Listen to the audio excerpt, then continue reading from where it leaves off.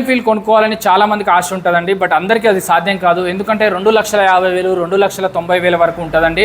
అది కూడా క్లాసిక్ 350 కానీ బుల్లెట్ 350 కొనుక్కోవాలంటే ఈ రెండు సేల్కి తీసుకొచ్చాను. తక్కువ బడ్జెట్లో మంచి రీజనబుల్, అది కూడా 18 మోడల్ 15 మోడల్ తీసుకుంటే కండిషన్ బాగుంటుందా ఉండదా అనే డౌట్ అయితే అందరికీ ఉంటుంది. అలాంటి డౌట్స్ ఏమీ లేకుండా 23 మోడల్ 2023 మోడల్ 2 వెహికల్స్ సేల్కి తీసుకొచ్చానండి.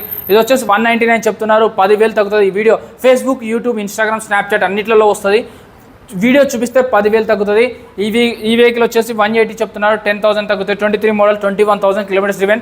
కండిషన్ చెక్ చేసుకోవచ్చు, టైర్లు చూసుకోవచ్చు, అంత పర్ఫెక్ట్గా ఉంది. నేను టెస్ట్ డ్రైవ్ కూడా చేశాను, బయటికి వెళ్ళి వచ్చాను ఇప్పుడే.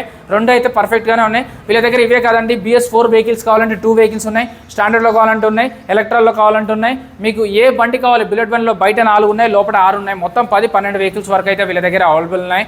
MT1 ఉన్నాయి, డ్యూక్ బండి ఉంది, పల్సర్ బండి ఉంది. 10,000 డౌన్ పేమెంట్తో స్కూటీలు ఉన్నాయి.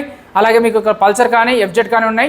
అలాగే కేవలం 35,000 ఉన్నాయి స్కూటీలు. యాక్టివా 2019 మోడల్ 40,000, 2017 మోడల్ 35,000 వీళ్ళ దగ్గర ఉంటాయి. Bikes for you Moosapet.